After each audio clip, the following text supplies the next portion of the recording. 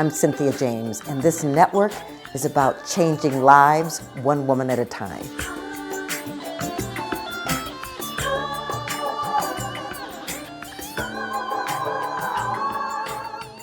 Hello and welcome to Women Awakening. I'm your host, Cynthia James, and I'm really honored that I get to introduce to you women that inspire me, women that are change makers, women that have overcome many things in their lives and stepped into their power to bring their passion to the planet. And so what's great about that for me is that I get to be inspired, re-inspired by them, and you get to see the possibilities. You get to see that no matter what you come through, no matter where you've been, something extraordinary is possible for you. We are on once a week, and we're on Spotify, iTunes, iHeart, Spreaker, Amazon, YouTube. Subscribe and come back and see an extraordinary woman. My guest today is someone I met recently at a women's retreat, and I am so excited to introduce her to you. Her name is Pauline Nguyen. She's an award-winning author, highly sought-after international speaker, and one of the most grounded spiritual entrepreneurs around the globe. Huffington Post. Pauline is one of Australia's most successful entrepreneurs, but with a little bit of a difference. She is inspiration with substance.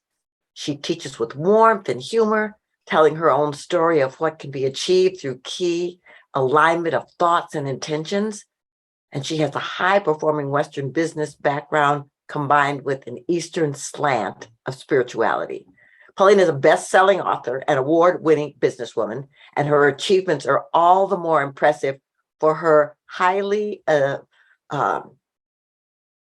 deep experience of escaping from Vietnam on a boat and survived a Thai refugee camp.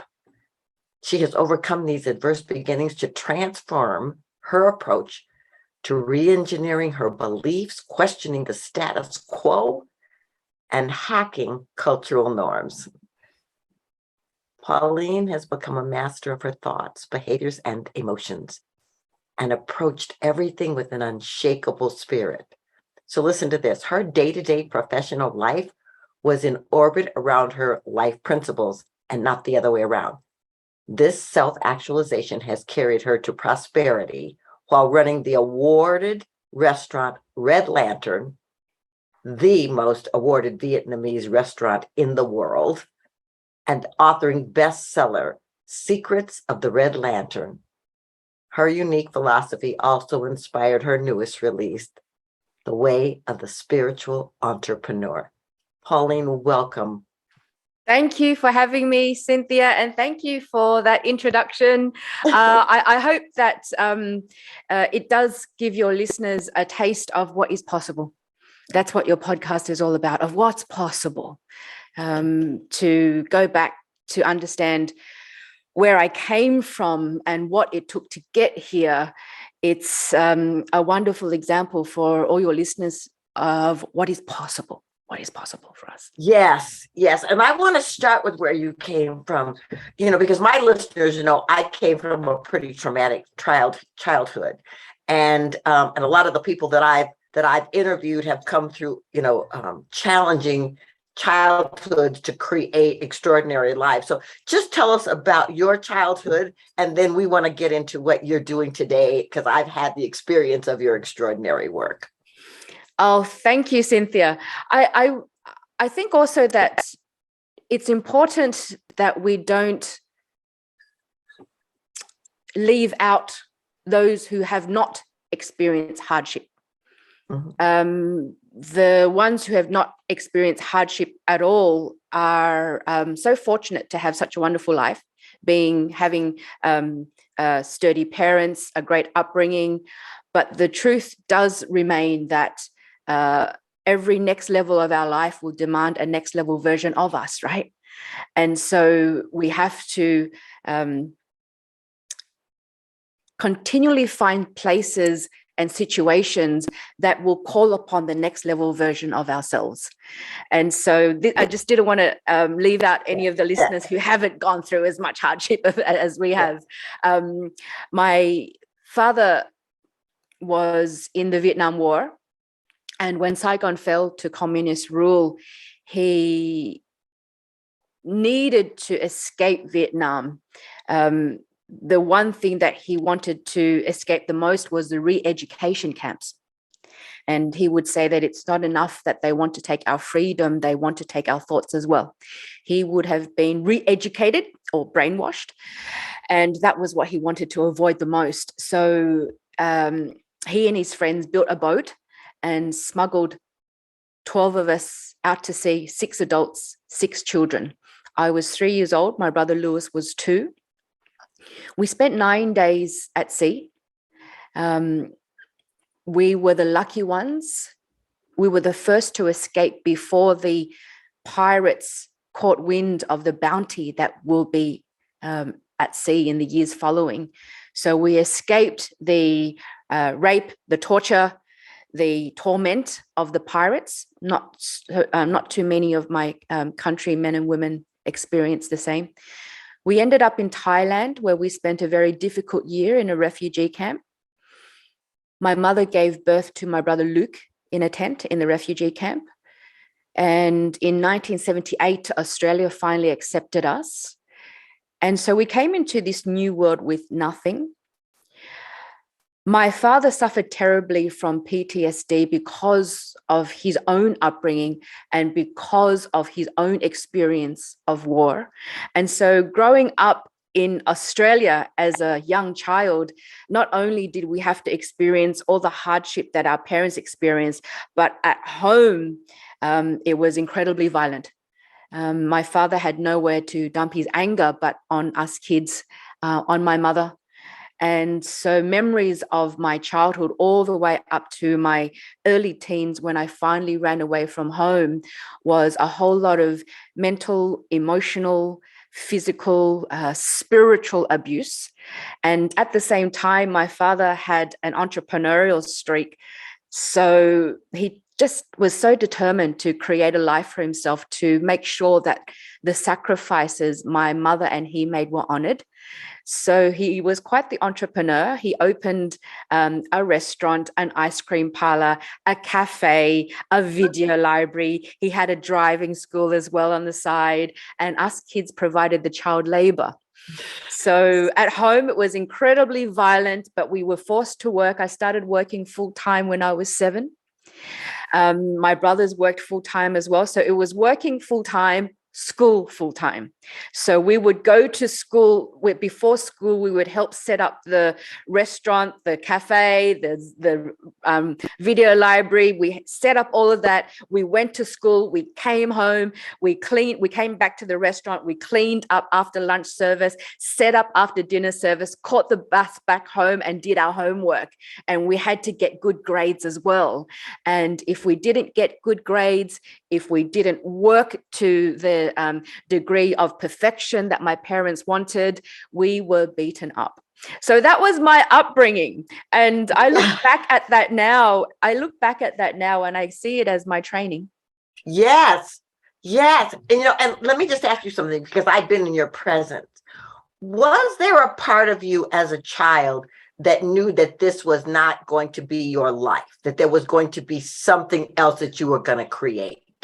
Yeah, I had no idea what I was going to create. I just knew that I had a streak of rebellion. I was a very good child, never mucked around, because I would be beaten. Mm-hmm. But I think there comes a time when I looked at my friends at school, my friends in high school. They were all going out. They were all having a good time. Where for me and my brothers, it was work, homework, get good grades, get locked in the house. We were literally locked in the house. And so there was a time I was like, this is not right. This is not going to be how I live my life. And, as a teenage girl, there was a lot of prayer. There was a lot of hope. There was a lot of fantasy and imagination. And every night it was, this can't be my life. There must be a better way than this. This can't be my life. And I lived in fear, basically. I know what fear smells like. There was constant fear of, and, they weren't hard slaps either. It was really violent abuse, as well as the humiliation and all of that comes with a father figure that is a tyrant and suffers so much. So I ran away because I knew this, if I stayed here, this is not how I want to live. And I'll probably, it was that innate drive that says there must be a better life than this. I didn't know what that life was. I just knew that I needed the freedom. Freedom is one of my greatest desires and values. Yeah, I feel like you're a sister from another mother, because I had the same kind of feelings, and I want to talk about your spiritual bridge, but I want to talk about the fact that early childhood and working in the restaurant and all that stuff supported you and your brother in creating this amazing restaurant that is like people line up to to be there. Talk to me about what happened with you and your brother to create this, because he's like a award-winning chef. Yes. He's quite well known. His name's Luke Nguyen. He has quite the profile around the world. He's got plenty of cookbooks and television shows. And so growing up in the restaurant, Luke is 4 years younger than myself. And so actually 3 years and a bit younger than myself. So he is a, what can I say, badass manifester. I remember as a child, he already had his bucket list. His greatest passion was wanting, because we grew up in restaurants in what was the first wave of Vietnamese immigrants as well. So he always had this desire to bring Vietnamese food to mainstream, but not in the home style cooking, formica tables, kitsch decor. We both have training in fine dining restaurants, sommeliers, working under the tutelage of some of the greatest chefs in Sydney. And so we really wanted to bring Vietnamese cuisine and up-level it, matched with professional world-class service, an amazing wine list, and the home style kitsch decor restaurants has their space. We just didn't want to be that. We wanted to up level, upgrade it. And that was always one of his bucket lists. Travel the world and become a well-known chef. That was on his bucket list as well. And so my background is actually in film and television. That's what I studied at university. And after living abroad for a number of years, I came back to Australia, and my brother was wanting to open his own restaurant, and I was only going to assist for a couple of years because I'm a creative. I'm a filmmaker. I was terrible at it. I couldn't be told what to do, Cynthia. I knew then, it's like, oh, okay, something's wrong with me. I can't have a boss. And it's something that I totally accept now. It's like, I actually can't have a boss. I have to be the boss. And that was discovered very early on when I worked for other people. And so we opened Red Lantern over 20 years ago. And the awards kept coming, and we're still around today, having survived a multitude of economic downturns and this thing called COVID, and we're still here because we have more grit than anyone else we know, resilience, courage, and grit. And this all comes from, as you said, our upbringing. I look back and I see that as my training. Yeah. Well, I think it's exquisite. And I want to talk about the fact that you are also a manifester, but I want to talk about at the retreat that we were at, you did some amazing spiritual work with the ladies. And, I believe that transformation takes place at the spiritual level. So it was exquisite to see what you were doing. And I know you do retreats and all of this, but I really want to talk about, how did you move from opening restaurant, school, film training, to just stepping into this spiritual space where you're a leader, a teacher, and a healer? It comes from multiple lifetimes past. And my brothers were the only ones who really witnessed it as a child.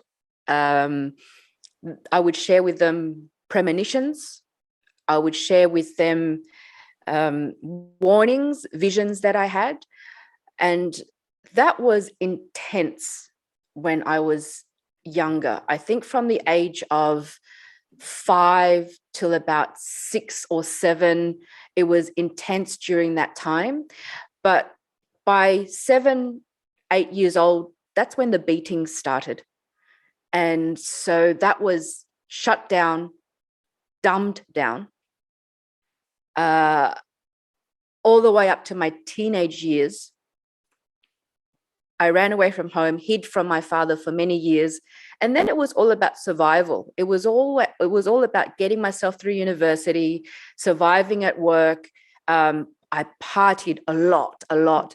And so I really think that the knock on the door to say, Pauline, there's more to life than this. There's more to you than this. There's more to you to explore than this, was when I decided to have my first child. I was traveling the world. I was partying. I was smoking. And then when it no longer became about myself and about someone else and something bigger, overnight, that all stopped. And what do I mean by that? When I was partying so much, it was, that constant, I'll quit smoking tomorrow. And you never do, right? It just, I'll quit partying. But as soon as it no longer became about me and about what I wanted to create, overnight, it stopped. And that was the real opening to the curiosity of diving deeper into who I really am.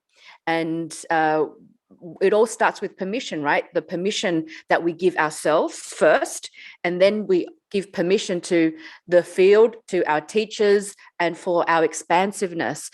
So in my first book, which was also an award-winning book called Secrets of the Red Lantern, I dedicate it to my daughter, Mia Angel, who came to save me in the nick of time. And she did. She came to save me in the nick of time. That's so beautiful. Yeah, I adopted my children because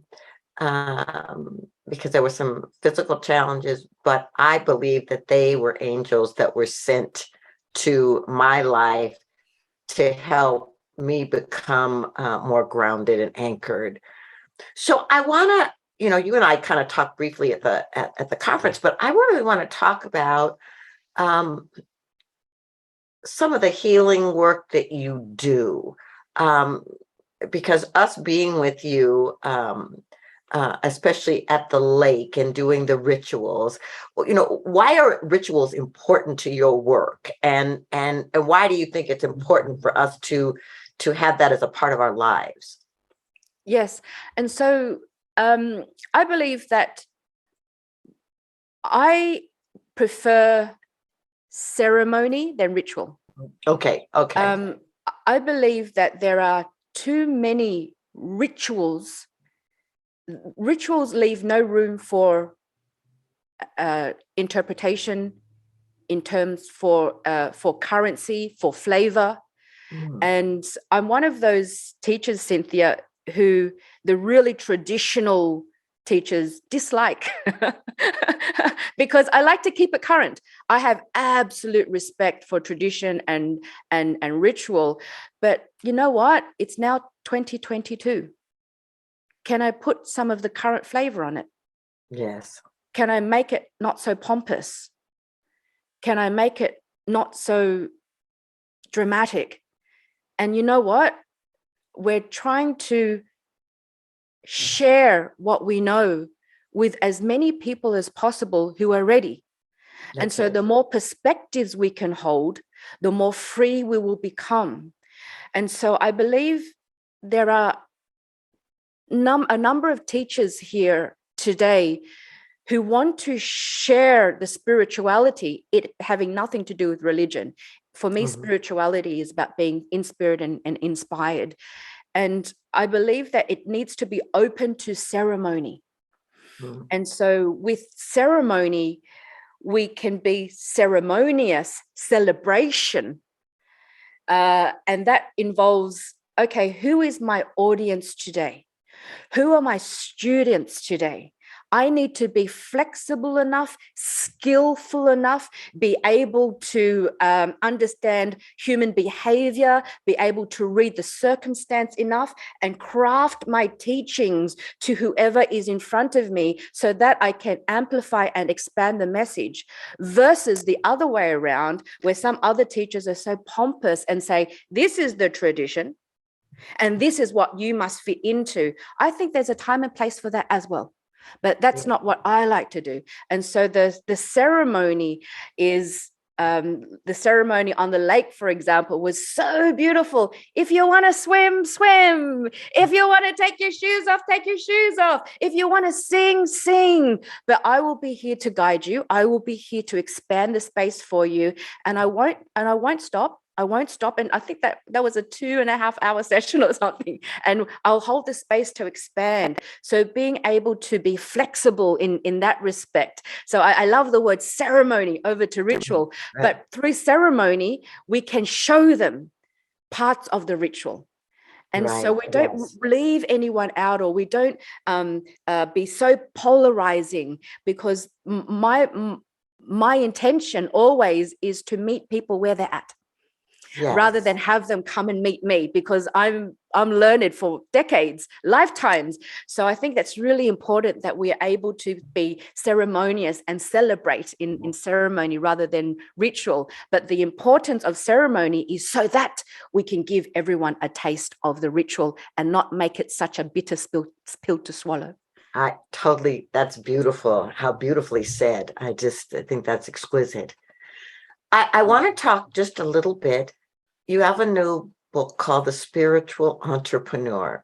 The Way of the Spiritual Entrepreneur. The women, several of the women that watch our podcast are entrepreneurs or want to be entrepreneurs. And, I've had a lot of guests, and we talk about the fact that you being anchored in who you are mentally, emotionally, physically, spiritually, financially, it's a wholeness, right? So from your point of view, what is the way of the spiritual entrepreneur? So I wrote the book because I'm an award-winning entrepreneur who used to do things the old way. The old way being, we have to put on, as women, I very rarely say as women, but to illustrate this point, we have to put on all this armor.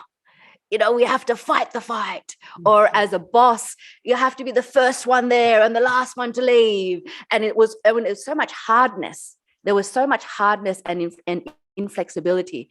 Whereas the new way, and I speak through direct experience, the new way is so that we can be something bigger than ourselves. We don't have to fight this fight anymore. Can you find ways to move mountains with the gentlest of touch? And so the book is called The Way of the Spiritual Entrepreneur, The 7 Secrets to Becoming Fearless, Stress-Free, and Unshakable in Business and in Life. It won Best Entrepreneurship and Small Business Book Award in the year that it was released, because I think entrepreneurs are the eternal warriors of the world. We have the resources, the grit, the audacity, and also we're addicted to solving problems. We just can't help ourselves. We just can't help ourselves.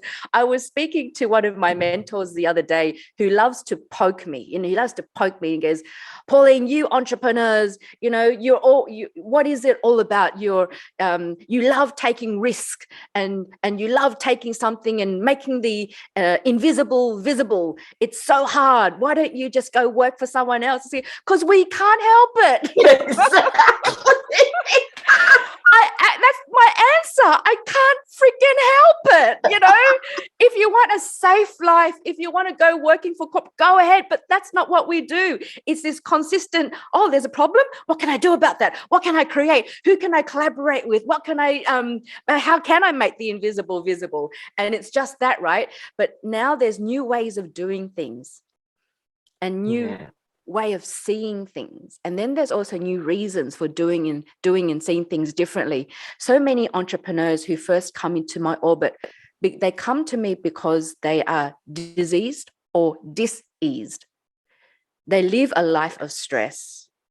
They don't think they are fearful, but that's what stress is, right? It's fear. And they are so anxious and overwhelmed. They're not anchored in themselves. And so they're easily shaken. And so the way of the spiritual entrepreneur allows you to fear less, allows you to stress a whole lot less, and understanding yourself so deeply that no one can hack you. Yes. Let's face it, everyone's trying to hack us. Other people, Google, Facebook, Instagram, people are just trying to hack us. But you know what? What if I know myself so deeply that I am unshakable? And so that's what fearless, stress-free, and unshakable is. And what does that all lead to? That all leads to why we are here on this earth. This is the way of the spiritual entrepreneur. We are here to do three things: to evolve. We have to do the inner work as well as the outer work to continually evolve, to find ways to push humanity forward, to push our humanity forward, and to do it with joy, to do it with joy. And it's the joy part that people forget about, right? Because the old way of entrepreneurship, there was so little joy. Yes, absolutely. Well, And I this is love the new that. way. So how do people find you? How do they find your books? My book is everywhere. It's also on Audible if you want to listen to me narrate it in my sexy voice. Otherwise, my website, paulinenguyen.com.au. Beautiful. So I ask my guests the same last question. This program is called Women Awakening. What do you think is the importance of women awakening on the planet at this time, the most important thing?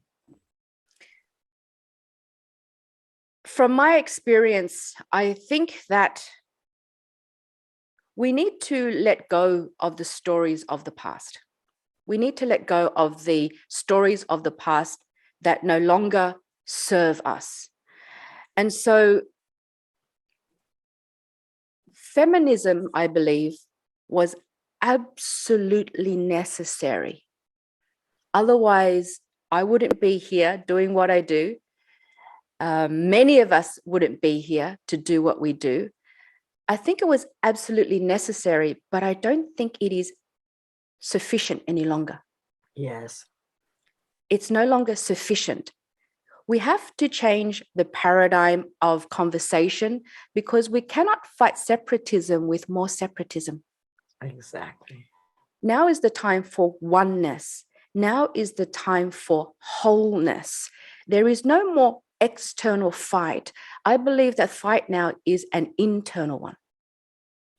And so it's only through the work of constant internal revolution can we truly influence an external evolution. And so we need to change the conversation. The conversation needs to change. And so we have to resist the temptation to be confined by the past, because every next level of our life is going to demand a very next level version of us. And so can we be softer when we don't need to fight anymore? It's now the time to really stand in our femininity. Yeah. And that means taking off some of the armor that we've been putting on all these years, because we're not meant to be tight and controlling. Yeah. We're meant to be free and radiant. We're meant to sing and dance and flow, right, Cynthia? Yes, absolutely. We're meant to be compassionate and nurturing and focusing on our inherent intuition and embracing the wisdom of the feminine. And we're meant to focus on love and praising one another. And so I think the greatest focus on our evolution is to go within and celebrate our femininity without the same conversation about feminism. Yeah. And so it's about oneness and wholeness, and about being able to now move mountains with the gentlest of touch. I love that. Oh, Pauline, thank you so much for being here. You're so inspiring, and and you're such a wonderful teacher. And thank you. Really grateful to introduce you to my tribe. Cynthia, the joy and the privilege was mine. Thank you so very much. So, ladies, I'm going to say the same thing I say to you every week. You are a masterpiece. You are exquisite. You are extraordinary. You are undefinable. You are unique. You are unrepeatable. So you get to take this life expression and do with it extraordinary things to bring your gifts and your talents and your light and your love to this planet. However that wants to express, that calling, that urge wants to emerge. So I say, step up, step out, bring your voice, bring your light. You are needed on the planet at this time.